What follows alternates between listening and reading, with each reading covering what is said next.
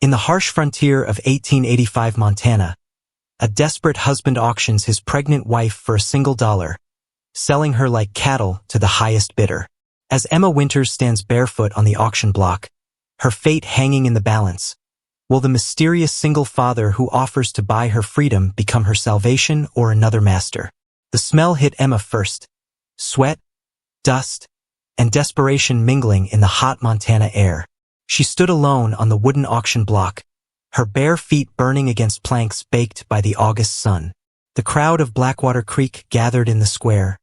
A sea of curious faces turned up toward her like hungry crows. $1, her husband Walter shouted, his voice cracking as he held up a crudely painted sign. Starting bid for 6 months' service. Emma's hands trembled as she smoothed her faded dress over her swollen belly. 7 months along now. The baby kicked against her ribs as if protesting this humiliation. 3 years ago, Walter had promised her a life of prosperity when they left Ohio. Now he was selling her like a broken plow horse. Sheriff Tate pushed through the crowd, his badge catching the sunlight. Winters, you can't auction off your wife. It ain't legal. Ain't selling my wife, Walter replied, wiping sweat from his reddened face. Selling a contract for domestic service. Room and board provided. He tapped the paper in his hand. Drew it up legal-like. Ask Judge Parker if you don't believe me. The sheriff glanced at Emma, something like pity crossing his weathered face before he turned away. Even the law wouldn't help her now.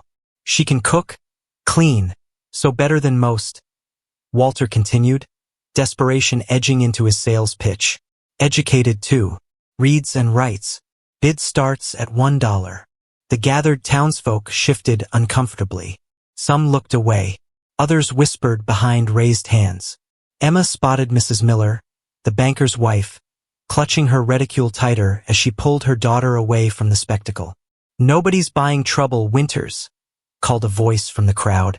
Ain't trouble, Walter shouted back. Just debt that needs settling. Emma closed her eyes, memory washing over her. The mining claim that never paid out, the borrowed money, the empty bottles piling up as Walter drowned his failures. Last night, he'd finally told her his plan, eyes downcast as he explained how this was the only way out of the hole he'd dug.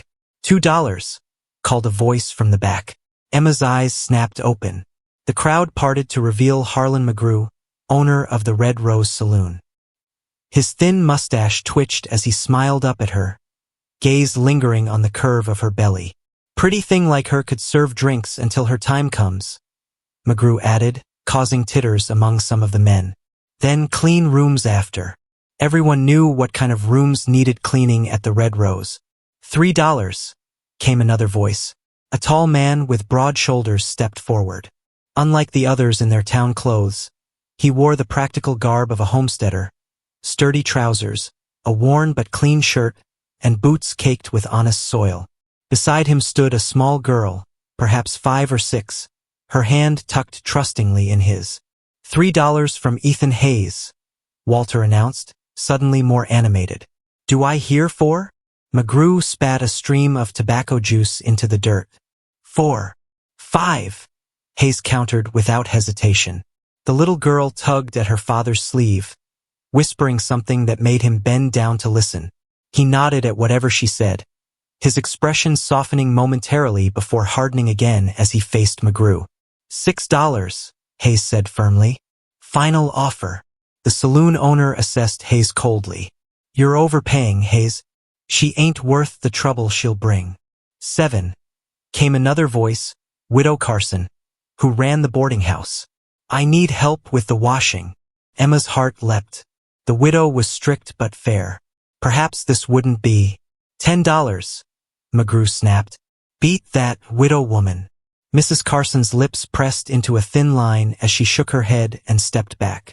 A heavy silence fell over the square. Walter looked expectantly at Hayes, who stood motionless, the little girl's face turned up to his. 10 going once, Walter called. Going twice. 15, Hayes said quietly. McGrew cursed. She ain't worth 15 and you know it. Then I reckon you'll let me have her, Hayes replied evenly. Walter couldn't hide his shock. $15 was nearly a month's wages for most men. Sold to Ethan Hayes for $15. The crowd began to disperse. The entertainment concluded. Emma remained frozen on the platform, uncertain what would happen next. Hayes approached, the little girl still clinging to his hand. "Miss Lucy," he said to the child, "would you introduce yourself to Mrs. Winters?" The girl stepped forward, a rag doll clutched in her free arm. "I'm Lucy Hayes," she said solemnly. "That's my papa. He says you're coming to live with us, 'cause you need a safe place." Emma's eyes darted to Hayes, who was counting coins into Walter's eager palm. "That right?" she asked, finding her voice at last. "A safe place is what you're selling?" Hayes finished the transaction and turned to her. "I ain't selling anything, Mrs. Winters. Just offering." He extended his hand to help her down from the platform. "The choice to accept is yours." Walter pocketed the money and hurried away without a backward glance, already headed toward the saloon. Emma stared at Hayes' outstretched hand, calloused and strong. "Why?" she whispered. "Lucy needs looking after while I work our timber claim," he answered simply. "And seems to me you need somewhere your child can be born that ain't the back room of McGrew's saloon. A choice. When was the last time anyone had offered her that?" "We have chickens," Lucy added helpfully, "and a garden, and Papa built me a swing." From across the square, Emma caught McGrew watching them, his expression calculating. Whatever Hayes was offering had to be better than the alternative. She placed her hand in his and stepped down from the auction block. "Lead the way, Mr. Hayes." As they walked toward a wagon parked at the edge of town, whispers followed them. Hayes buying himself a ready-made family. Poor Martha, not even 3 years in her grave. That child'll be born with no proper name. Hayes helped Emma into the wagon with careful hands, then lifted Lucy to sit beside her. The little girl immediately began showing Emma her rag doll, chattering about its name and the dress she'd sewn for it herself. As they pulled away from Blackwater Creek, Emma glanced back at the auction block where Walter's crudely painted dollar sign still gleamed in the sun. She'd been sold for $15 to a stranger, a man whose reason for buying her contract might not be as simple as needing help around the house. The wagon hit a rut, jostling her from her thoughts. Ahead lay an unknown life with this silent man and his chattering daughter. Behind was Walter and the ruin he'd made of their marriage. Emma laid a protective hand over her belly. For $15, Ethan Hayes had bought her service. But could he possibly understand that inside her now stirred a fierce determination he hadn't paid for? A mother's resolve to secure her child's future, whatever the cost. Ethan Hayes' homestead appeared as the wagon crested a gentle hill, golden in the late afternoon light. A modest cabin with a stone chimney sat nestled against a stand of pines, smoke curling lazily skyward. Nearby stood a small barn, a chicken coop, and what looked like the beginnings of a new structure. Just framework now, open to the sky. "That's our house," Lucy announced proudly. "Papa built it himself." Emma nodded, her throat tight with emotion she couldn't name. After years in Walter's cramped mining shack, the little homestead looked like something from a dream, tidy, purposeful, cared for. "Miss Abigail's still here," Lucy observed, pointing to an old mare tethered near the cabin. "She stays with me when Papa has to go to town." As if summoned by the child's words, an older woman appeared in the doorway, her silver hair pulled back in a severe bun. She shaded her eyes against the sun, watching their approach with visible suspicion. "You actually did it," she called as Ethan reined the horses to a stop. "Bought yourself a woman. Mrs. Winters has agreed to help with Lucy and the house," Ethan replied evenly, jumping down from the wagon. "That's all." "That's all?" Miss Abigail repeated skeptically, her sharp gaze moving to Emma's swollen belly.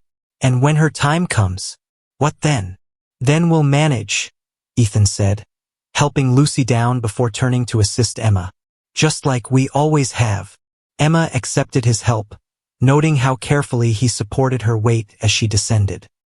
His hands, work-roughened but gentle, steadied her until her feet touched solid ground.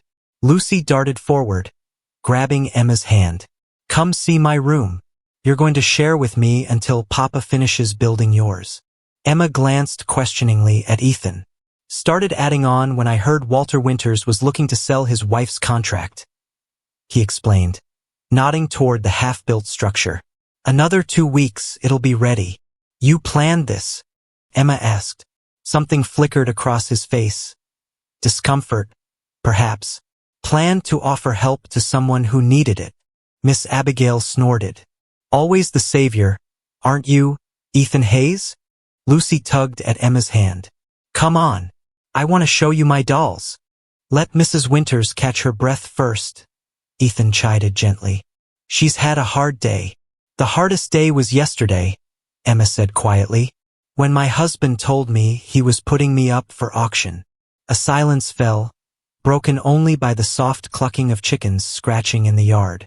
Miss Abigail's face softened marginally. Well, come inside at least, she said.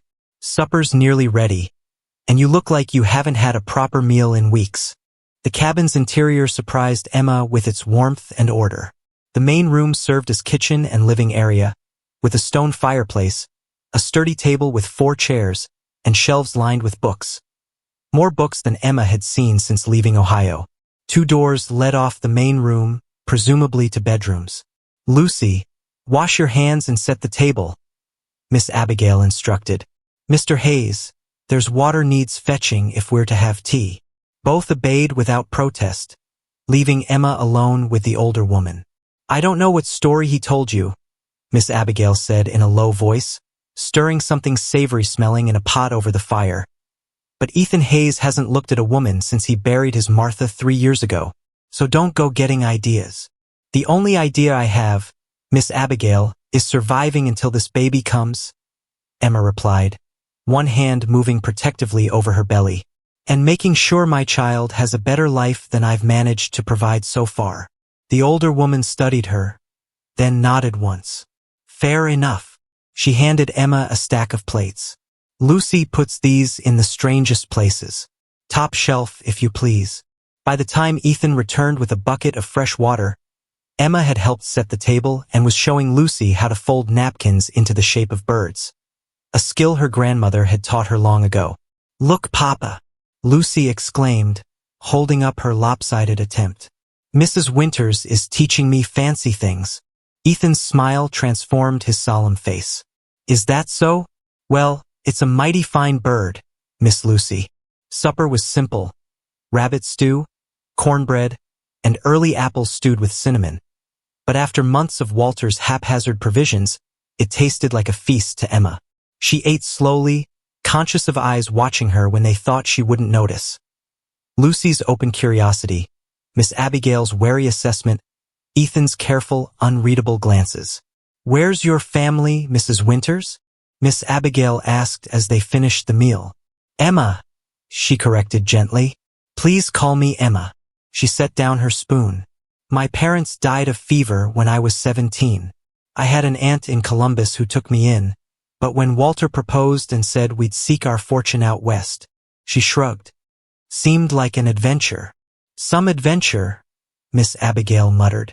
Walter wasn't always. Emma trailed off, aware of Lucy listening intently. Things got harder after the mine failed. Men find all sorts of excuses for meanness, Miss Abigail said. Hard times just reveal what's already there. Ethan cleared his throat. Lucy. Time to help clear the table. Later, with Lucy tucked into bed and Miss Abigail settled for the night in Ethan's room. He would sleep in the barn, he'd explained.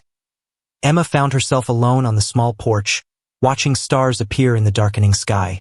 Footsteps approached, and Ethan appeared with a cup of tea. Thought you might need this. Emma accepted the cup with murmured thanks. I want to be clear about our arrangement, he said, leaning against the porch rail.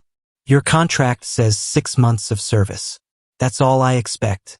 After that, you're free to go or stay as you choose. And when the baby comes? We'll manage, he repeated his earlier words. I've delivered foals and calves. Miss Abigail has helped bring half the children in the county into the world.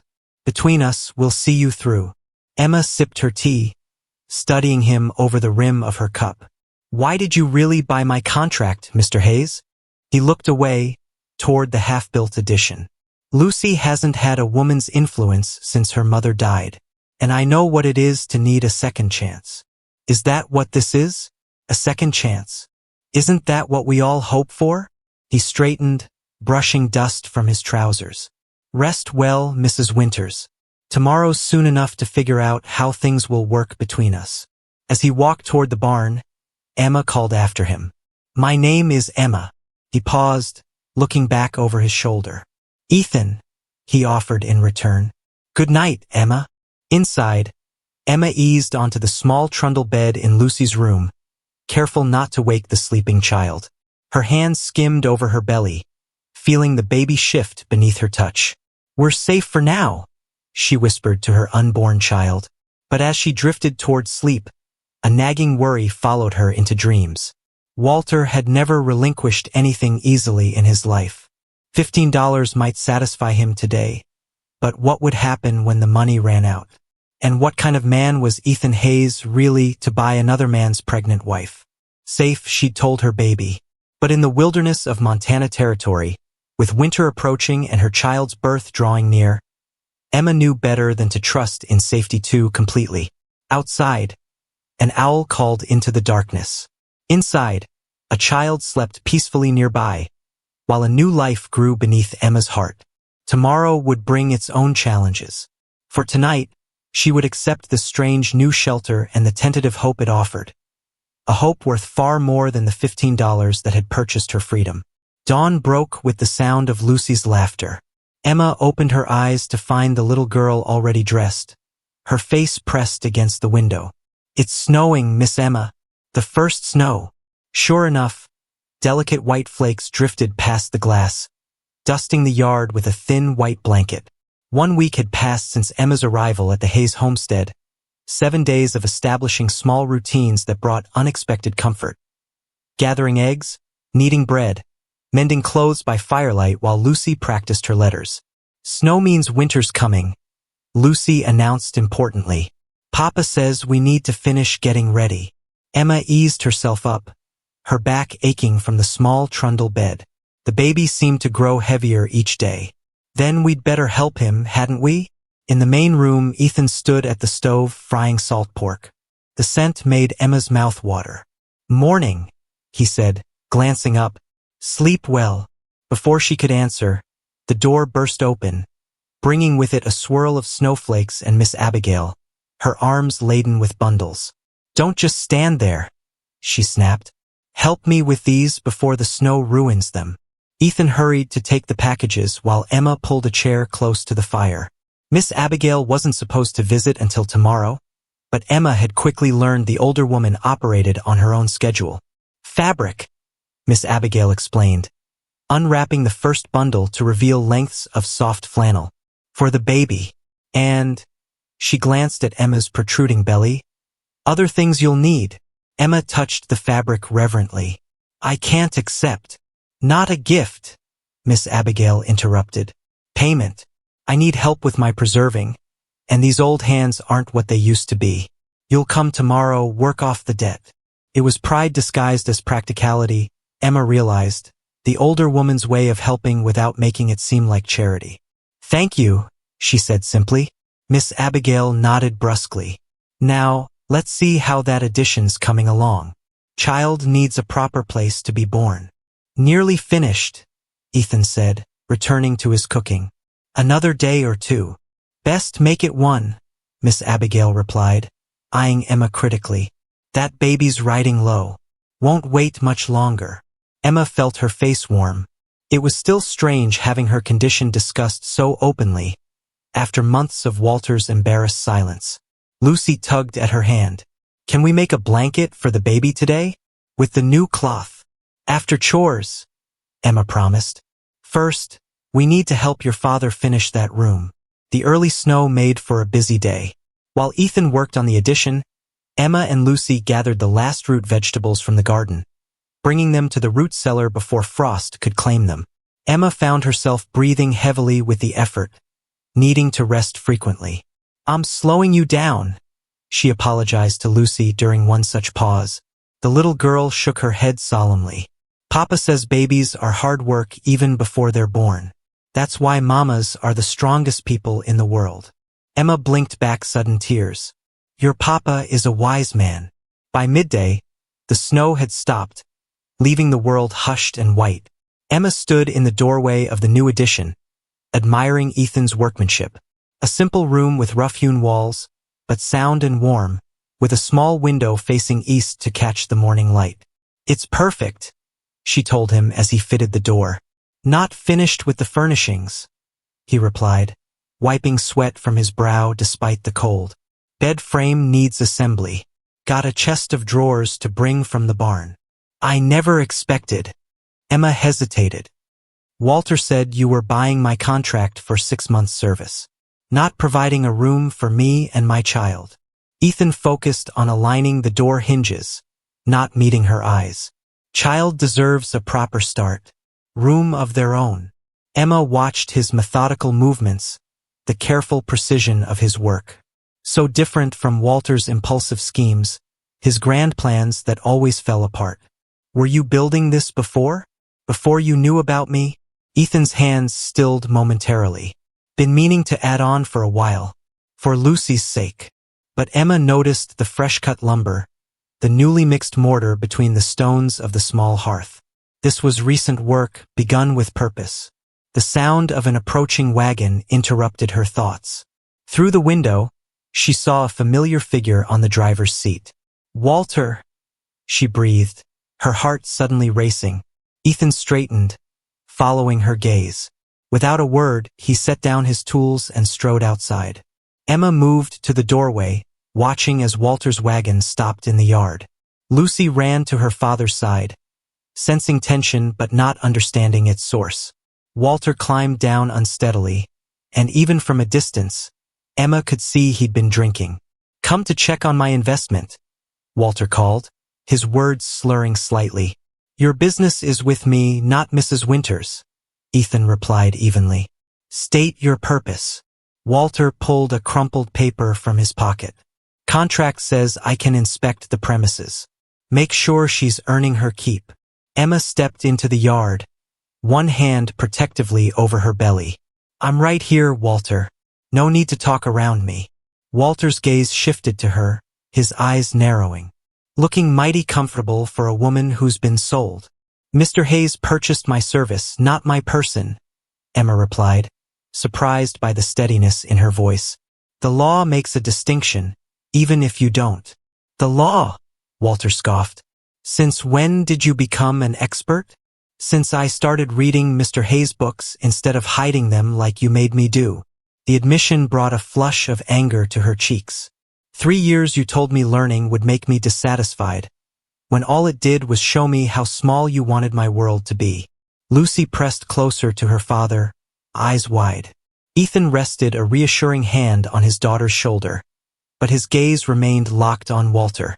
You've seen she's well, Ethan said. Now I suggest you leave. Walter swayed slightly. Maybe I've reconsidered. Contracts got a buyback provision. At twice the selling price, Ethan observed. You have $30? Emma held her breath. Surely Walter didn't have that kind of money. But if he did, Walter's face flushed. I will soon. Made a new claim up north. Partners bringing funds next week. Then come back when you have the money, Ethan said. Until then, Mrs. Winters stays here. A tense silence followed. Emma felt the baby shift inside her, responding to her fear. What if Walter really did find money? The thought of returning to him made her physically ill. I'll be back, Walter finally said, climbing awkwardly into his wagon. You can count on it. They watched him drive away, wheels cutting dark tracks in the pristine snow. He's lying, Emma said quietly. About the new claim. It's just another of his stories. Ethan nodded. Figured as much. Lucy tugged at Emma's skirt. Are you going away with that man? Emma knelt carefully, meeting the child's worried gaze. No, Lucy. I'm staying right here with you and your father. Promise. Emma hesitated, knowing she couldn't truly promise what might be beyond her control. Lucy, Ethan intervened gently. Let's finish bringing in that furniture. Storm's not done with us yet. As if confirming his words, fresh snowflakes began to fall. They hurried inside, closing the door on the cold and the lingering shadow of Walter's visit. That night, while Lucy slept, Emma sat with Ethan at the kitchen table, sewing baby clothes from Miss Abigail's fabric.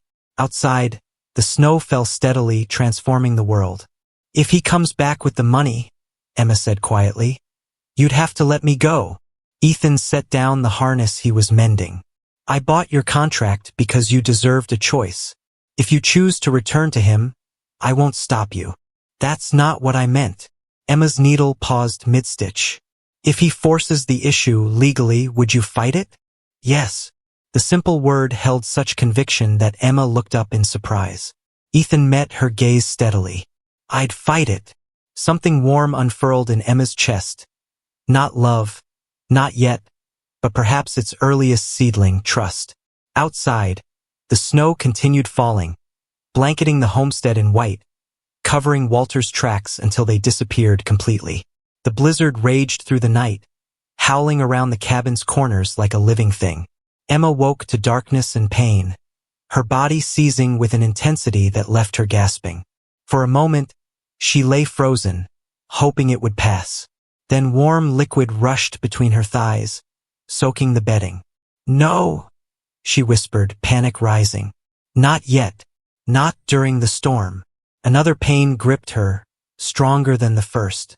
Emma bit back a cry, not wanting to wake Lucy. Carefully, she eased herself from the bed, fumbling for the lantern. Her fingers trembled as she struck a match, the small flame flickering to life. The door creaked open, revealing Ethan's concerned face. "Heard something. You all right?" Emma clutched the bedpost as another contraction began. "The baby, it's coming." Ethan's expression shifted from concern to focused determination. "I'll wake Lucy. Get her dressed. We need to fetch Miss Abigail." "In this storm," Emma gasped as the contraction peaked. "You can't go out there." "Have to," he said simply, already moving to wake his daughter. "Lucy, sweetheart, time to get up. We need to move Mrs. Winters to her new room." The little girl blinked sleepily, then her eyes widened as she saw Emma's pained face. "Is the baby coming?" "Yes," Ethan said calmly. "I need you to be brave and help Mrs. Winters while I go for Miss Abigail." "But Papa, the storm." "I'll be fine," he assured her, helping her into her clothes. "Mrs. Winters needs you to be strong right now."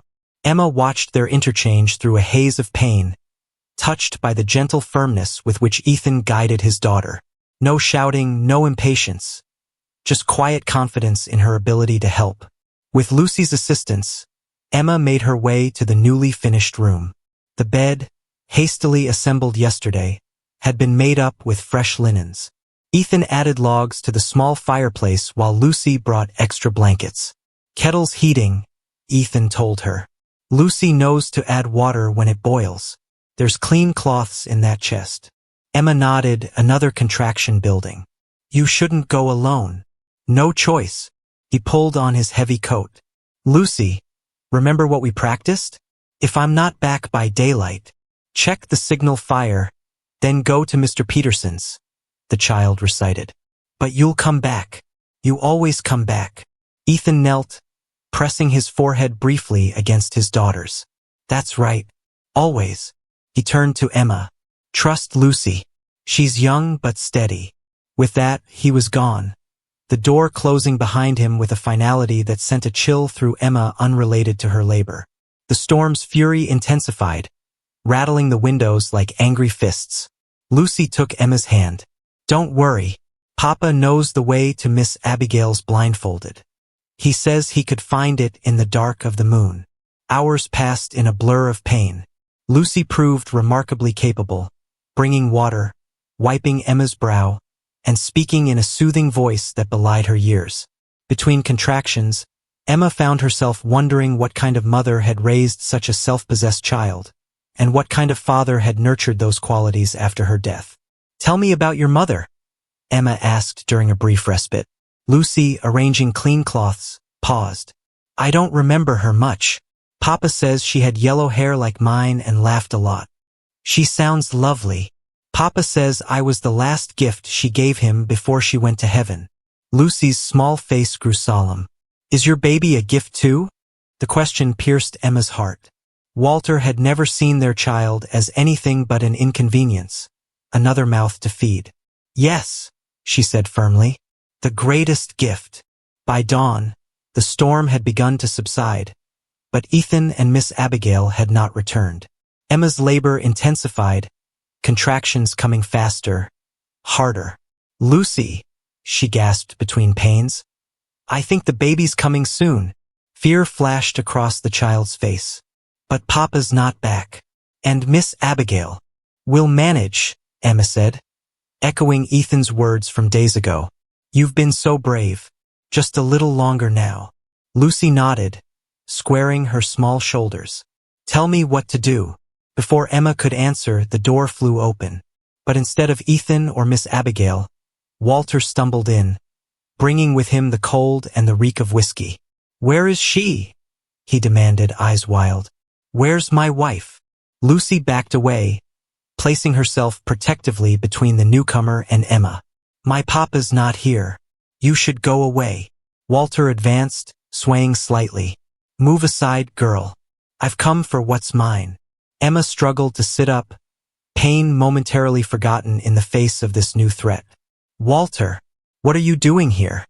He lurched toward the bedroom door, pushing past Lucy, who tried valiantly to block his path. Coming to take you home, Emma. Got money now. $30. He patted his pocket. Enough to buy back your contract. You're drunk, Emma said, grimacing as another contraction began. And I'm having our baby. Leave now. Come back when you're sober. Walter's gaze fixed on her obvious condition, his expression darkening. That was quick work, getting yourself with child. The accusation was so absurd that Emma would have laughed if not for the pain. This is your child, Walter. The one you never wanted. Never said that. You sold me with it still growing inside me. Emma cried, fury giving her strength. Auctioned us both for $1. Walter's face contorted. I was desperate. The debts were yours, Emma finished. Not mine. Not our child's. Lucy had slipped away during their argument. Now she reappeared, Ethan's hunting rifle in her small hands. My papa taught me how to use this, she said, her voice shaking but determined. You need to leave now, mister. Walter stared at the child, then let out a harsh laugh. You wouldn't. She might not, came a new voice, but I certainly would. Miss Abigail stood in the doorway, a shotgun leveled at Walter's chest. Behind her, Ethan appeared, his expression murderous as he took in the scene. Lucy, put the rifle down, he said quietly, never taking his eyes off Walter. Miss Abigail has this handled. The little girl obeyed, running to her father, who lifted her protectively. Mr. Winters, Miss Abigail said coldly, you've picked the wrong day and the wrong house for this foolishness. Walter raised his hands, a wheedling note entering his voice. Just came to make things right. Got the money now. Fair and square. Nothing fair about selling your wife, Miss Abigail retorted. And now you think you can buy her back like a horse you regret trading? Emma cried out as the strongest contraction yet tore through her. Ethan handed Lucy to Miss Abigail, took 3 quick strides across the room, and grabbed Walter by the collar. Outside, he ordered. Now. The 2 men disappeared through the door. Miss Abigail set down her shotgun and hurried to Emma's side, her experienced hands checking the progress of labor. Baby's coming fast, she announced. No time to waste on that fool out there. Emma tried to focus on the older woman's instructions, but her mind kept straying to the confrontation outside. What would Ethan do? Walter could be dangerous when drunk, unpredictable. A gunshot cracked the morning stillness. Lucy screamed. Miss Abigail froze. Emma felt her heart stop, then race painfully. Stay here, Miss Abigail ordered, retrieving her shotgun. Lucy, come with me. No. Emma clutched the older woman's arm. Don't leave me. And don't take Lucy out there. Miss Abigail hesitated, torn between protecting those inside and discovering what had happened outside. The door opened slowly. Ethan stood framed in the doorway, blood streaming from a cut on his temple. "He's gone," he said simply. "The shot," Emma began, "fired wild. Pulled a derringer when I tried to remove him from the property." Ethan wiped blood from his eye. "Won't be a problem anymore." "You didn't—" Emma couldn't finish the question. Ethan's expression softened. "No, just convinced him that $30 wasn't worth his life. He's riding back to town." Relief flooded Emma, immediately followed by the overwhelming urge to push. She cried out, bearing down with all her strength. "Baby's coming now," Miss Abigail announced. "Ethan, take Lucy to the kitchen." "No," Emma gasped between pushes. "Let them stay, please." Miss Abigail raised an eyebrow but didn't argue. "Ethan, clean that cut and boil more water. Lucy, come hold Mrs. Winter's hand." What followed was a blur of pain and effort unlike anything Emma had ever experienced. She clutched Lucy's small hand, drawing strength from the child's unwavering support. Ethan moved quietly in the background, following Miss Abigail's terse instructions. "One more push," the older woman encouraged. "The head's almost out." Emma gathered her remaining strength, pushing with everything she had. A strange sliding sensation, a momentary relief from pain, and then a cry, thin and indignant, but strong. "A girl," Miss Abigail announced, her stern face softening as she laid the squirming, bloody infant on Emma's chest. "Healthy as they come." Emma stared in wonder at her daughter's scrunched face. 10 fingers, 10 toes, a shock of dark hair plastered wetly to her tiny head. "Hello?" she whispered, tears streaming down her face. "Hello, my Grace." Lucy leaned forward, her expression awestruck. "She's so small." "All babies start small," Miss Abigail said, efficiently cleaning and wrapping the newborn. "Even you." Ethan stood at the foot of the bed, his expression unreadable. "Grace," he repeated softly. "Good name." "For all we've been given," Emma explained, meeting his gaze. "Despite everything." Something passed between them then. An understanding, a possibility, a future glimpsed but not yet claimed. Outside, the storm had completely subsided. Sunlight streamed through the window, casting golden light across the new mother and child. Walter was gone, driven away by a man who had proven himself their protector. And in Emma's arms, a new life began, not with an auction block and a dollar sign, but with a grace that transcended price. Frost etched delicate patterns across the window panes, transforming the glass into canvases of crystalline artistry. 3 weeks had passed since Grace's birth, 3 weeks of sleepless nights and wonder-filled days as Emma adjusted to motherhood under the protective roof of the Hayes homestead. Outside, December had wrapped Montana in its frigid embrace, but inside the cabin, warmth prevailed. Emma hummed softly as she nursed Grace, the baby's tiny hand curled against her breast. From her rocking chair near the fire, she could see Lucy at the kitchen table, tongue caught between her teeth as she concentrated on forming letters in her primer. "Miss Emma," Lucy called without looking up, "how do you spell family?" The question caught Emma off guard, stirring emotions she wasn't prepared to examine. "Family," she spelled carefully. Lucy nodded, pencil scratching across paper. "I'm making my Christmas wish list for Santa. Number 1 is for you and Grace to be our real family forever." Emma's breath caught. Children possessed a startling ability to voice truths adults danced around. In the weeks since Grace's arrival, a comfortable rhythm had developed in the household. Ethan had proven himself a steady presence, respectful of Emma's boundaries yet unfailingly supportive. Miss Abigail visited regularly, her initial suspicion gradually transforming into grudging affection. And Lucy, dear Lucy, had embraced her role as big sister with wholehearted enthusiasm. But none of them had spoken about what would happen when Emma's 6-month contract expired. The door opened, bringing a swirl of snowflakes and Ethan, his arms laden with firewood. His cheeks were ruddy from cold, beard frosted white, but his eyes warmed visibly when they fell on Emma and Grace. "Storm's picking up," he announced, stomping snow from his boots. "Good day to stay close to home." Lucy abandoned her writing, rushing to help unstack the wood. "Papa, can we decorate for Christmas today? You promised." "So I did." Ethan's gaze shifted to Emma. "If Mrs. Winters feels up to it." Emma smiled, adjusting Grace against her shoulder. "I'd like that. And please, we've been through enough together now. Call me Emma." A quick smile transformed Ethan's serious face. "Emma, then." The day unfolded in a flurry of activity. Ethan retrieved a box of treasured ornaments from the rafters, each one carefully wrapped in newspaper. Lucy excitedly explained their significance as they decorated a small pine tree Ethan had cut and brought inside. "This one was Mama's," she said, showing Emma a delicate glass bird. "And this one Papa made the year I was born." Emma cradled Grace with one arm while helping with her free hand, struck by the bittersweet joy that permeated the ritual. These decorations held memories of Martha, the woman who should have been hanging them alongside her family. "Your mother would be proud of how carefully you're handling her treasures," Emma told Lucy gently. The child beamed. "Papa says Mama can see us from heaven. Do you think she'd like Grace?" Before Emma could form a response, a knock at the door interrupted them. Unusual, given the worsening weather and their remote location.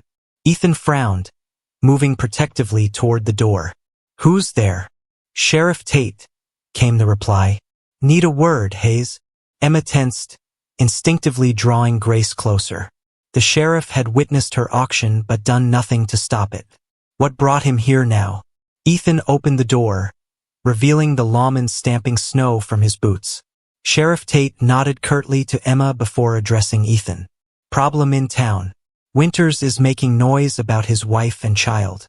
Claims you stole them." "I purchased Mrs. Winters' contract legally," Ethan replied evenly. "Witnessed by half the town, yourself included." The sheriff sighed, removing his hat. "Contract was for her services, not custody of the child. He's saying the baby is his property by right." Icy fear gripped Emma's heart. She rose, Grace clutched protectively to her chest. "He sold me while I was carrying her. He didn't want either of us then. He wants you now." Sheriff Tate's weathered face remained impassive. "Says he's got $30 to buy back your contract. And a legal claim to his child." Lucy pressed against Emma's skirts, small face screwed up in distress. "You can't take them away. They're ours now." "Lucy," Ethan said gently, "go to your room for a bit." "But Papa." "Now, please." The child reluctantly obeyed, casting worried glances over her shoulder as she went. When the door closed behind her, Ethan turned back to the sheriff. "What exactly does Winters want?" "Says he's sobered up. Found religion. Wants to make things right with his family." The sheriff shrugged. "Could be genuine. Could be he heard about Widow Peterson leaving her property to her niece back east. Land adjacent to yours, if I recall correctly." Understanding dawned on Emma. The widow's land bordered Ethan's timber claim, valuable property with water rights Ethan had mentioned wanting to secure for expansion. "He thinks you're planning to marry me," she said slowly, "to strengthen your claim to neighboring land." Ethan's jaw tightened. Wouldn't put it past him to think that way. "Law's murky on this," Sheriff Tate continued. "Contract sale was legal, but father's rights to his child." He trailed off meaningfully. "When does he want an answer?" Ethan asked. "He's giving you until Christmas Eve. Says it's his gift, to let his wife spend the holiday with their child before he exercises his legal rights." The sheriff replaced his hat. "Thought you deserved warning."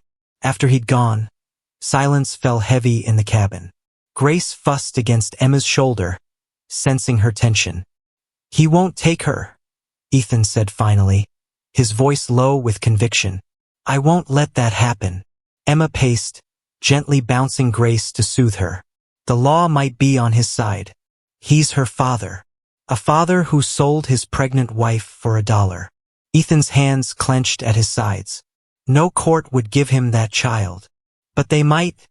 Emma whispered, voicing her deepest fear. Men make the laws to benefit men. If he claims to have reformed. Ethan crossed to her, his eyes intense. There's a solution. Emma stilled, waiting. Marry me. The words hung between them, stunning in their simplicity and weight. As my wife, you'd have my protection. Ethan continued hurriedly. Grace would be under my roof legally. Walter would have no claim. You'd marry me to protect us from Walter? Emma's voice trembled slightly. A marriage of convenience? Something flickered in Ethan's eyes. An emotion quickly masked. I'd marry you because Lucy adores you. Because Grace deserves a father who chose her rather than one who discarded her. Because this house hasn't felt like a true home until you came into it. He hesitated, then added more softly. I'd marry you because I think we could build something good together, but I won't pretend it's the kind of love story you deserve. Emma studied him, this solemn, honorable man who had already rescued her once. Now he was offering to do it again, binding his life to hers permanently. The proposal lacked romance but held something perhaps more valuable. Respect, honesty, and possibility. What about Martha? She asked gently. Pain crossed his features. Martha would want Lucy to have a mother. Would want me to find peace again. He took a deep breath. I'll always carry her in my heart. But there's room there for new beginnings. A cry from the bedroom interrupted them. Lucy, likely unable to contain her worry any longer. The sound decided something for Emma. Yes, she said, the word emerging with surprising certainty. I'll marry you, Ethan Hayes, not just to protect Grace from Walter, but because I believe in the home we could build together. Relief softened his expression. He reached out tentatively, his calloused fingertips brushing her cheek in a touch both gentle and electric. Christmas Eve, then. We'll make it official before Walter can make his move. As Ethan went to comfort Lucy, Emma remained by the fire, Grace sleeping peacefully against her shoulder. Outside, snow continued falling, blanketing the world in pristine white. A clean slate, a fresh start. She had agreed to marry a man she respected but didn't love. At least, not in the way she had once dreamed. But perhaps love could grow from respect and gratitude. Perhaps it already had begun to, in quiet moments by the fire, in gentle hands passing a baby between them, in shared smiles over Lucy's antics. One thing was certain. She would not allow Walter to take her daughter. Not now. Not ever. The town of Blackwater Creek buzzed with preparations for the Christmas social when Emma arrived with Lucy the next afternoon. They had come to purchase supplies and, more importantly, to set certain wheels in motion. Emma's steps faltered as they approached the general store, memories of her auction in the square just weeks earlier washing over her. It's all right, Lucy said, taking her hand. Nobody will hurt you now. You're going to be a Hayes. The child's confidence bolstered Emma's courage. She straightened her shoulders and entered the store, conscious of conversations dying as heads turned their way. Mrs. Miller, the banker's wife, was the first to approach. Mrs. Winters, and little Miss Hayes, what a surprise to see you in town.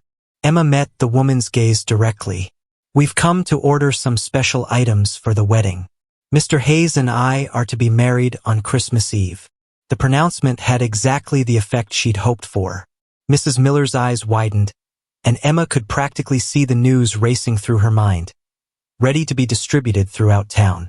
How unexpected, Mrs. Miller managed. And the baby? She's well. Grace is thriving, Emma replied, deliberately using her daughter's name. Names held power, transformed anonymous babies into distinct persons with rights and identities. She'll be christened after the wedding. By the time they had completed their purchases, Emma could feel the ripples of their news spreading through town. Good. Let Walter hear of it from multiple sources. Let him understand that his plan had been anticipated and countered. As they left the store, Emma glanced across the street and froze. Walter stood outside the saloon watching them. His appearance shocked her. He seemed to have aged years in the weeks since she'd last seen him. His clothes were clean but threadbare, his once robust frame gaunt. Lucy pressed against Emma protectively. Is that him? Your old husband? Yes, Emma whispered. Stay close to me. Walter made no move to approach, merely touched his hat in a gesture that might have been respectful or mocking. Emma couldn't tell which. Then he turned and entered the saloon, leaving her shaken but unbowed. Let's go home, she told Lucy, her voice steadier than she felt.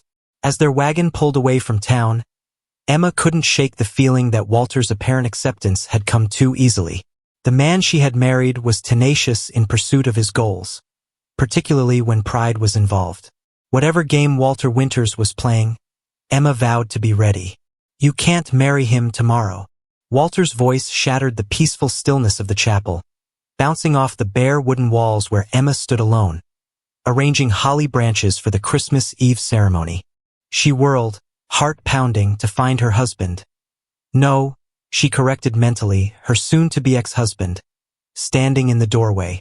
Snow dusted his shoulders, melting slowly in the meager warmth of the unattended stove. How dare you come here? Emma said, anger overriding her initial fear. She clutched a holly branch tighter, its sharp leaves pricking her palm. Walter stepped inside, closing the door behind him.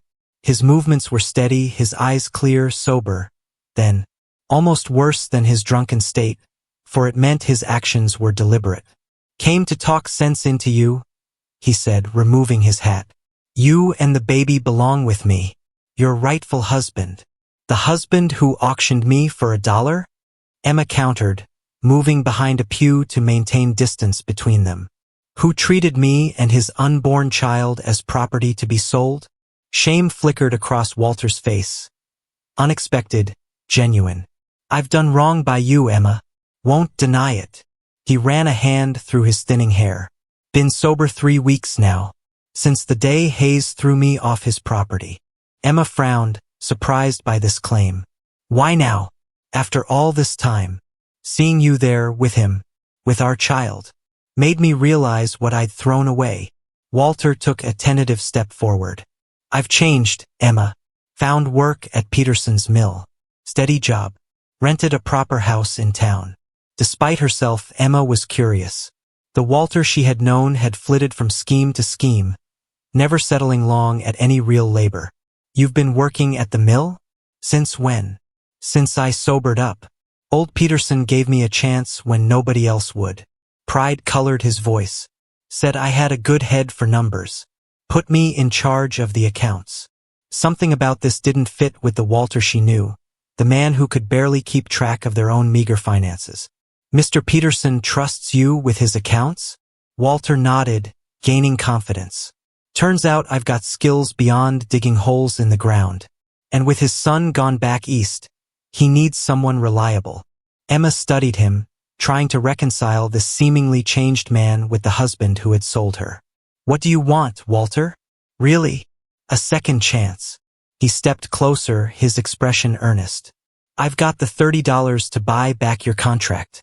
But I don't want to buy you, Emma. I want to earn back your trust. To be the father our Grace deserves.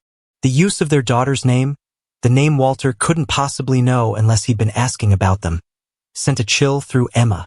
How do you know what I named her? A flicker of something, calculation, crossed his face before he replied. Heard it in town. Folks talk. Emma's suspicion deepened. And how do you know tomorrow is the wedding? We've kept the date private. Walter's expression hardened slightly.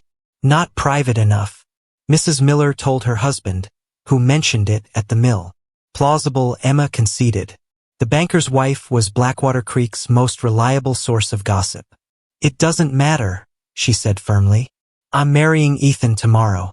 Our life together, mine and Grace's, is with the Hayes family now. You don't love him, Walter stated flatly. The blunt assessment struck Emma speechless momentarily. It was true. She didn't love Ethan. Not in the headlong, passionate way she had once loved Walter. What she felt for Ethan was different. Respect, gratitude, admiration, comfort. Could that foundation grow into love? She believed it could. I respect him, she replied honestly. He respects me. That's more than we ever had. Walter flinched as if struck. We had love once. Did we? Or did you just want someone to follow you from one failed dream to another? Emma's voice rose with long-suppressed emotions. Someone to cook and clean and warm your bed while you chased gold or silver or whatever new scheme promised quick riches? Walter's face flushed. I was trying to provide for us. No, Emma said, the clarity of her realization startling. You were trying to prove something to yourself. I was just there, convenient, until I became inconvenient by getting pregnant. They stared at each other across the chapel, years of unspoken truths hanging in the air between them. Walter broke first, his shoulders slumping. I don't deserve forgiveness. Know that. But our child deserves her true father. Grace deserves a father who wants her, Emma countered, who sees her as a blessing, not a burden. I want her now, Walter insisted. Want both of you. Enough to fight Hayes for you. A chill ran through Emma. What do you mean? Fight? Walter straightened, a familiar stubborn set to his jaw. Got papers from the circuit judge. Legal claim to my child. Hayes can marry you tomorrow if he wants. But Grace is coming with me. Terror and rage flooded Emma in equal measure. You wouldn't dare. Watch me. Walter replaced his hat. Unless what? Emma demanded, though she already knew what leverage he sought. Unless you call off the wedding. Come back to me willingly. His expression softened into the boyish look that had once charmed her. Give us another chance, Emma. For Grace's sake. The manipulation was so transparent it nearly made Emma laugh despite her fear. You haven't changed at all, have you? Still trying to control everything. Everyone. Walter's face darkened. I'm giving you a choice. More than Hayes gave me when he took you away. He didn't take me, Emma said fiercely. He offered me dignity when you stripped me of it. Fine. Walter turned toward the door. I'll be at the ceremony tomorrow, with the sheriff and my papers. We'll see who Grace leaves with. After he'd gone, Emma sank onto a pew, hands shaking as she considered her options. Walter's threat might be a bluff, but what if it wasn't? Could a judge really grant him custody of Grace? The law favored fathers, she knew that much. She couldn't risk losing her daughter. But neither could she return to Walter, not after tasting freedom and respect in Ethan's home. Ethan. She needed to tell him about Walter's threat immediately. Abandoning her decorating, Emma hurried from the chapel into the crisp afternoon air. The town's main street bustled with last-minute Christmas shoppers and preparations for the evening's social. She quickened her pace, eager to reach the general store where Ethan and Lucy were purchasing supplies. She never saw Walter step out of the alley until his hand closed around her arm. One more thing, he said, his earlier veneer of civility stripped away. Hayes isn't the man you think he is. Ask him how he really met his precious Martha. Emma tried to pull free. Let go of me. Ask him, Walter insisted, his grip tightening. Ask him if he bought her too. Before Emma could respond, a new voice cut through the tension. Everything all right here, Mrs. Winters? Miss Abigail stood a few paces away, her sharp eyes taking in the scene. Behind her, several townspeople had paused, watching the confrontation with undisguised interest. Walter released Emma's arm immediately. Just having a private word with my wife. Soon-to-be ex-wife, Miss Abigail corrected pointedly. And it didn't look private or welcome to me. She moved to Emma's side, linking their arms firmly. Come along, dear. We have preparations to complete. As they walked away, Emma glanced back to see Walter watching them, his expression unreadable. Miss Abigail guided her swiftly toward Peterson's mill, where their wagon was tethered. Did he hurt you? The older woman asked once they were out of earshot. No. Emma rubbed her arm where Walter's fingers had dug in. But he threatened to take Grace. Says he has papers from the judge giving him custody rights. Miss Abigail's face hardened. That man has more schemes than a fox in a henhouse. What did he mean about Martha? Emma asked, Walter's parting shot still ringing in her ears. About Ethan buying her too? The older woman sighed heavily. Not my story to tell. But since that snake has already let it slither out, she glanced around to ensure their privacy before continuing. Martha's father sold her contract to cover gambling debts. Similar to your situation. Ethan was working at his father's store then. He bought her contract to save her from a worse fate. Just like me, Emma whispered. Similar circumstances, different particulars, Miss Abigail corrected. Martha was never married. Her father was the one who sold her, not a husband. And Ethan didn't have a child needing a mother then. They reached the wagon where Ethan and Lucy were loading supplies.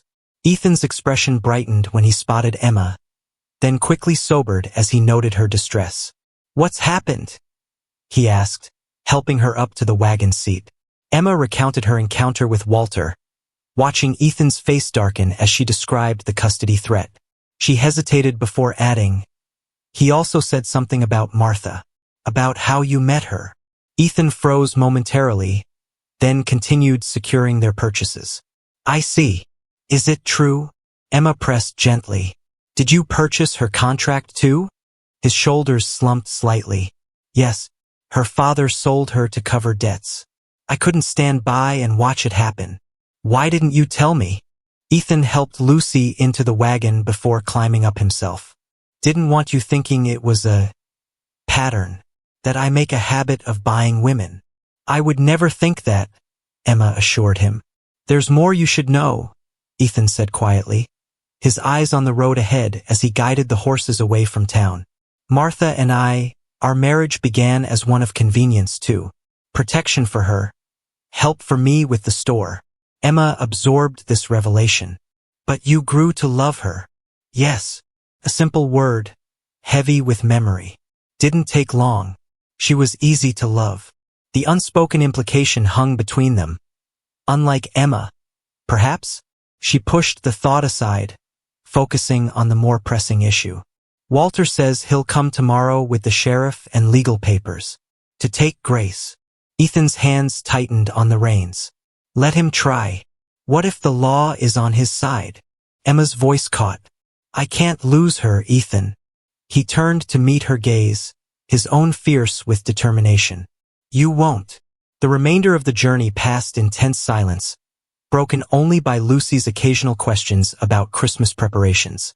Emma's mind raced with fears and half-formed plans. By the time they reached the homestead, she had made her decision.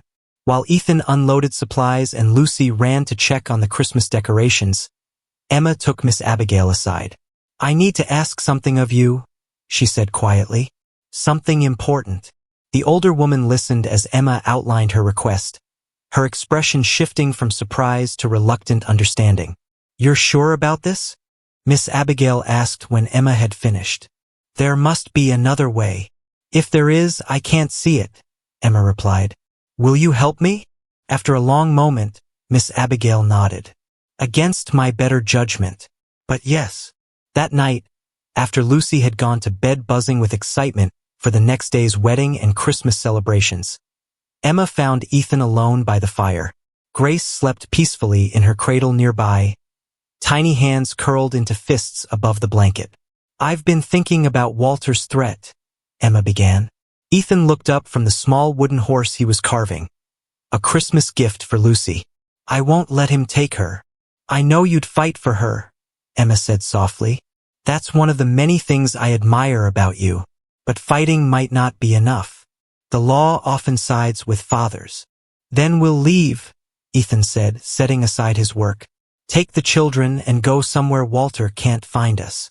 The offer stunned Emma, that he would abandon his home, his land, his livelihood, to protect her and Grace. "You'd do that? Leave everything you've built here?" "A home isn't timber and nails," he replied simply. "It's the people who fill it." Emotion welled in Emma's throat. This man, this good, honorable man, deserved honesty from her. "There's another option," she said carefully. "One that doesn't require running." Ethan waited, attentive. "Walter wants me back. Said he'd drop the custody claim if I returned to him." Alarm flashed across Ethan's features. "No, absolutely not." "Let me finish," Emma continued steadily. I have no intention of returning to him permanently. But if I pretend to consider it, to negotiate terms, it buys us time. Time for what? For a plan Miss Abigail and I have devised. Emma leaned forward, lowering her voice though there was no one to overhear. Judge Parker arrives tomorrow for the Christmas court session. He'll be at the social before our wedding. Miss Abigail's brother-in-law served with him in the war. She believes she can persuade him to hear our case immediately, before Walter can present his papers. Ethan considered this. What case exactly? A formal request that Walter's parental rights be severed due to abandonment and endangerment. Emma's voice hardened. He sold me while I was carrying his child. That should count for something, even under laws that favor fathers. Hope and doubt warred in Ethan's expression. And if the judge refuses? Then we implement your plan. We leave. Emma reached for his hand, her fingers wrapping around his. But I need you to trust me tomorrow. To follow my lead, no matter how strange my actions may seem. Ethan studied their joined hands, then raised his gaze to hers. I trust you, Emma. With my home, with Lucy's happiness, with my future. His voice softened. With my heart, if you'll have it. The simple declaration, not quite a confession of love, but perhaps something even more precious, touched Emma deeply. She leaned forward, pressing her lips to his cheek in a gentle kiss. Thank you, she whispered, for everything.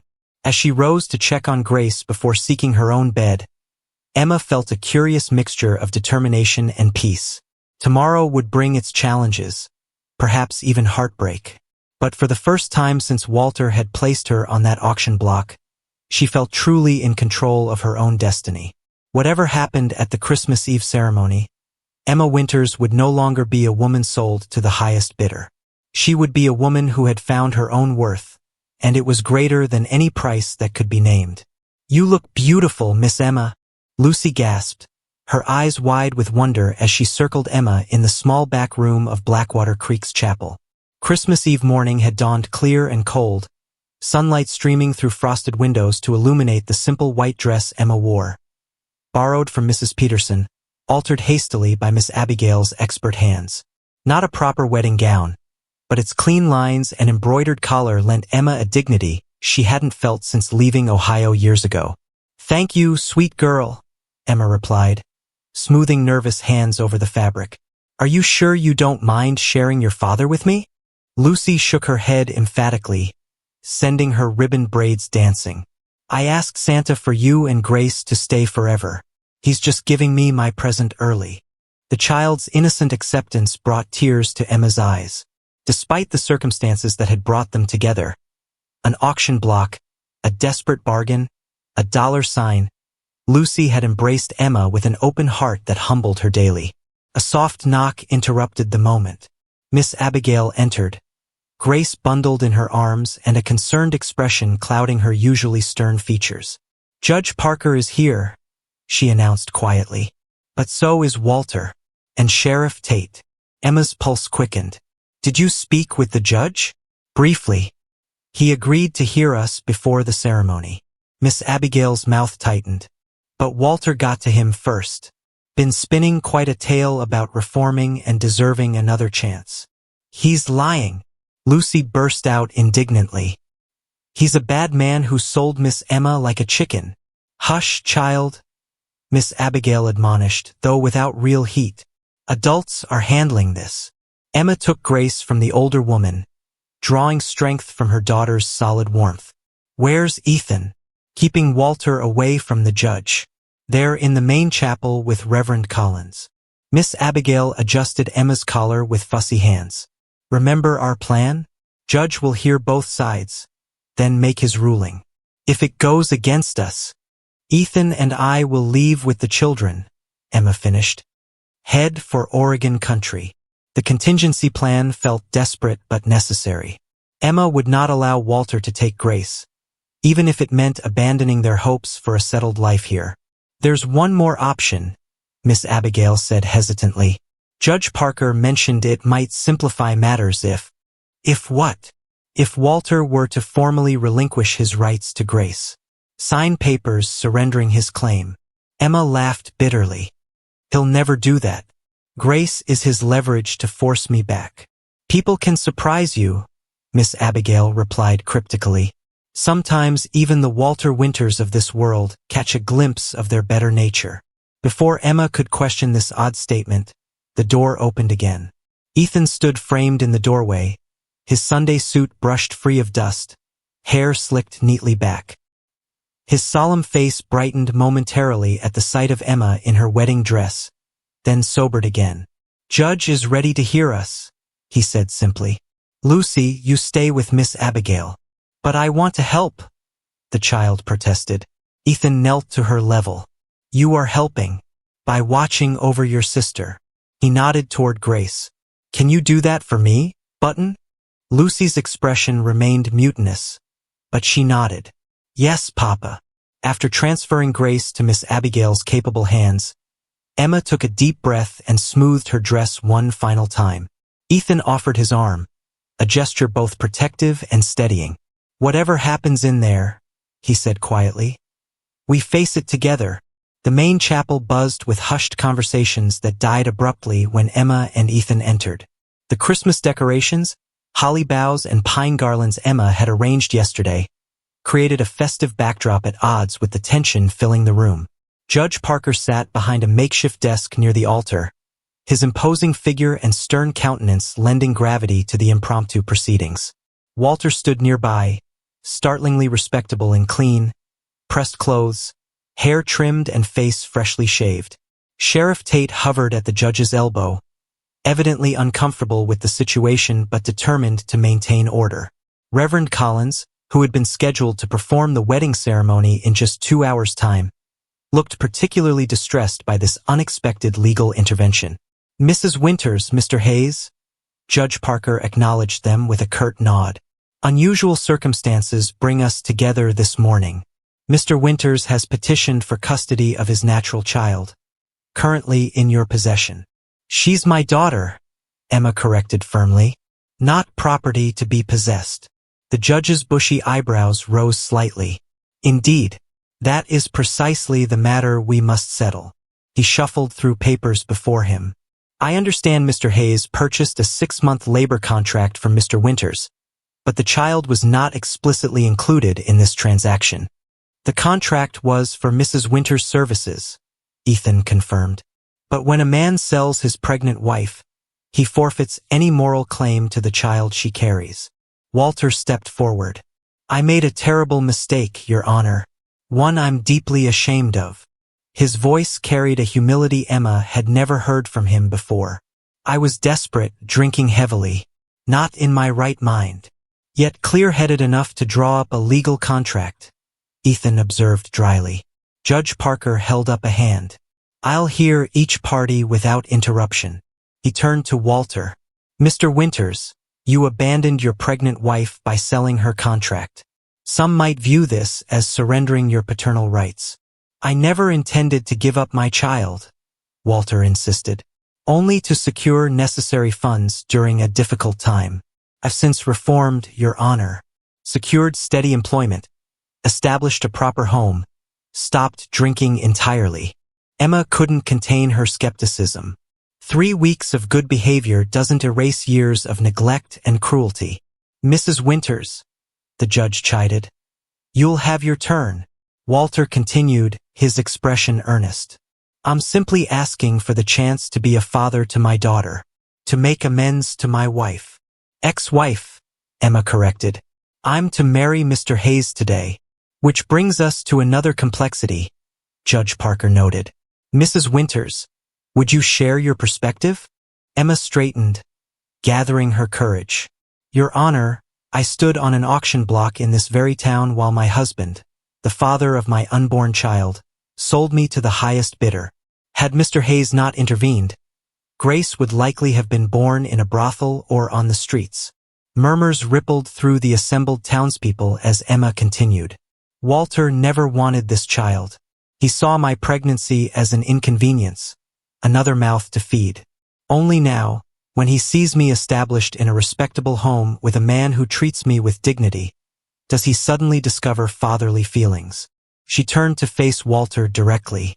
If you truly care about Grace's well-being, you'll let her stay where she's loved and secure. Walter met her gaze, something unreadable flickering in his eyes. For a moment, Emma glimpsed the man she had once loved, before ambition and alcohol had twisted him into a stranger. Judge Parker cleared his throat. Mr. Hayes, as the purchaser of Mrs. Winter's contract and her intended husband, what do you propose as a resolution? Ethan stepped forward. Your Honor, I believe children belong with those who cherish them. Grace has a home with us, with her mother, with Lucy who adores her as a sister, with me. His voice softened. I may not be her blood father, but I've held her since her first breath. I'm prepared to raise her as my own, to provide for her future, to give her my name and protection. The judge nodded thoughtfully, then addressed Walter again. Mr. Winters, what exactly are you seeking today? Walter hesitated, glancing toward Sheriff Tate, who gave him an almost imperceptible nod. Initially, I came for custody of my daughter, Walter admitted, and hoped my wife might reconsider our separation. But now, Judge Parker prompted. Now Walter's composure faltered. I'm not sure. An unexpected voice spoke from the back of the chapel. If I may, Your Honor? All heads turned as Miss Abigail came forward, Grace in her arms and Lucy trailing behind like a determined shadow. Mrs. Carson, the judge acknowledged. This is an official proceeding, and I have official testimony to offer, Miss Abigail replied crisply. As midwife to half this county and witness to the birth of the child in question. Judge Parker gestured for her to continue. Miss Abigail fixed Walter with a penetrating stare. Mr. Winters, do you recall where you were when your daughter entered this world? Walter shifted uncomfortably. I was indisposed. You were drunk in town, Miss Abigail corrected bluntly, while your wife labored during a blizzard, while your child drew her first breath without her father present to acknowledge her. She stepped closer to Walter, tilting Grace so he could see his daughter's face clearly. This child has never known your touch, never heard your voice, never received anything from you but rejection. Beginning before she was even born, Walter stared at the baby, something complex and painful crossing his features. Grace Winters, Miss Abigail continued more gently, deserves better than to be a pawn in a game of pride. If you truly care for her welfare, you know what you must do. A heavy silence filled the chapel. Emma held her breath, watching Walter's internal struggle play across his face.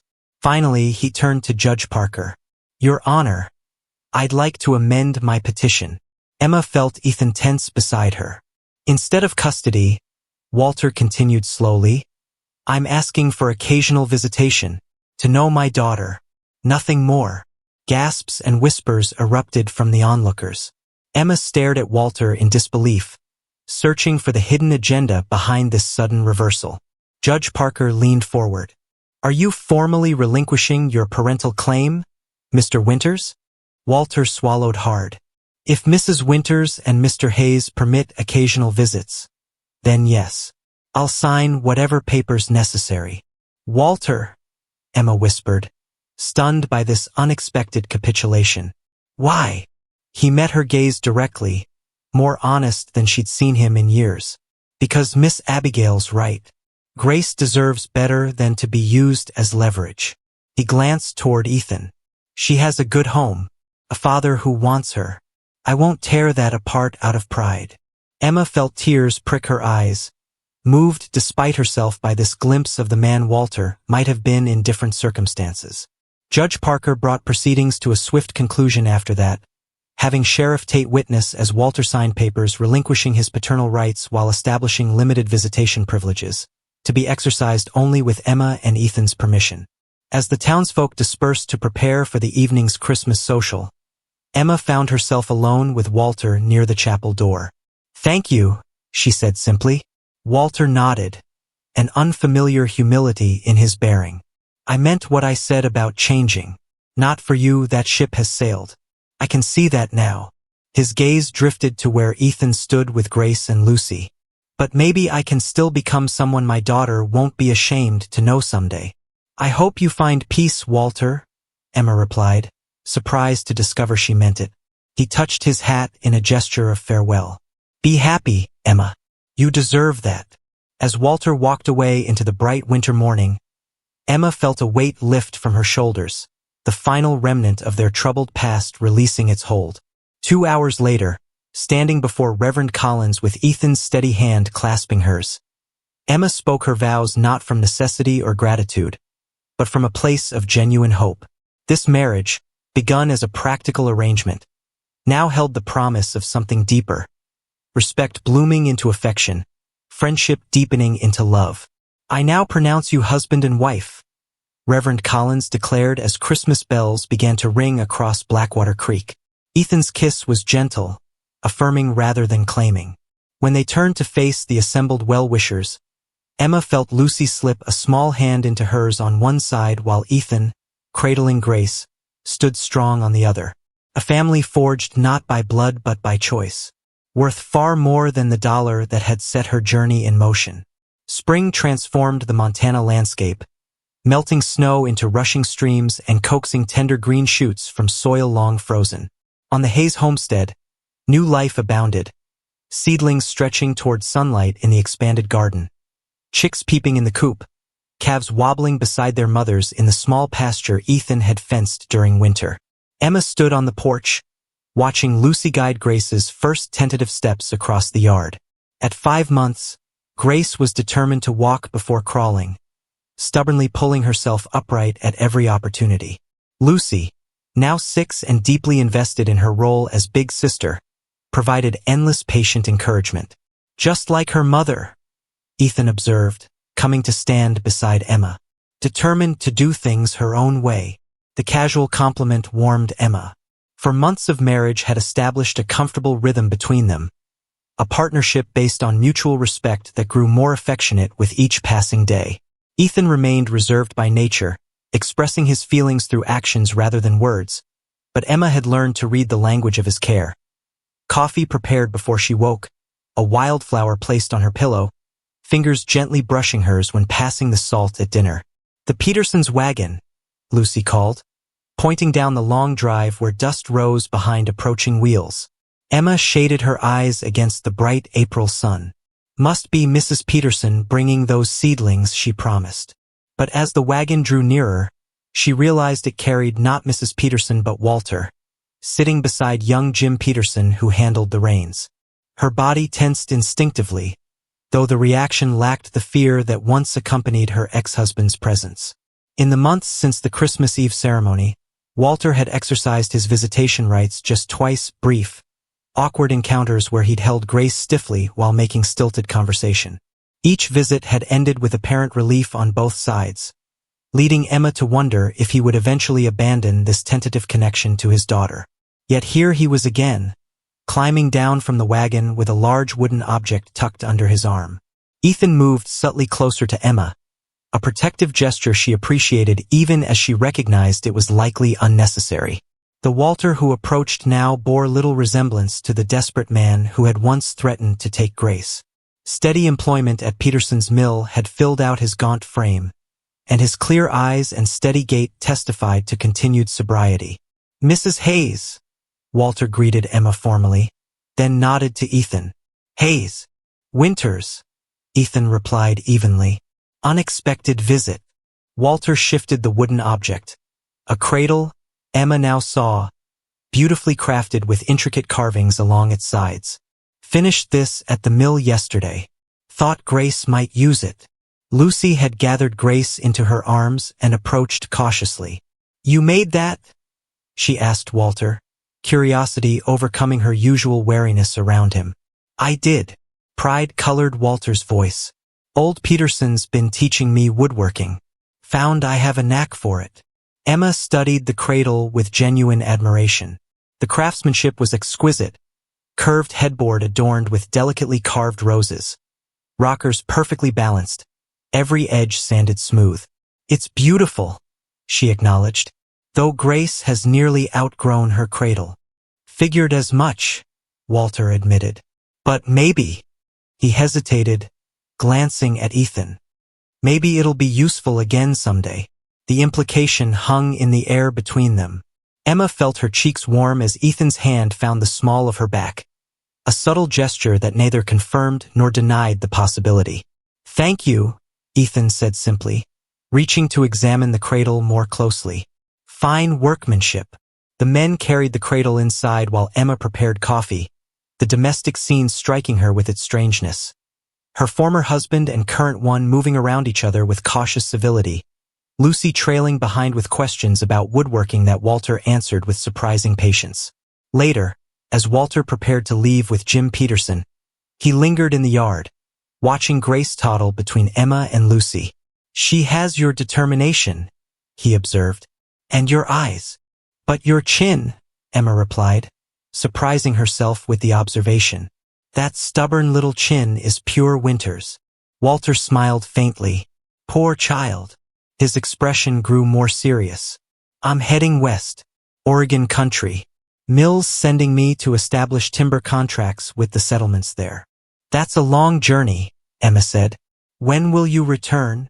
"Might not," Walter admitted. "Peterson's offered me a permanent position managing their Pacific operations." Good opportunity. Understanding dawned on Emma. This was a goodbye gift. Walter nodded, looking toward Grace once more. "She has a good home, a father who cherishes her. My presence would only complicate things." He straightened his shoulders. "Sometimes the best thing a man can do for his child is step aside." The insight, so contrary to the Walter she had known, left Emma momentarily speechless. "She'll know of you," she finally promised. "When she's older, I'll tell her about her birth father. How he made her this beautiful cradle with his own hands. Tell her I'm sorry too," Walter said quietly, "for the auction block, for selling what should have been priceless." As Jim Peterson's wagon disappeared down the long drive, Emma felt a sense of closure settling over her like the tender green leaves unfurling on the cottonwoods. The wounds of the past hadn't vanished, but they had scarred over, becoming part of her story rather than defining it.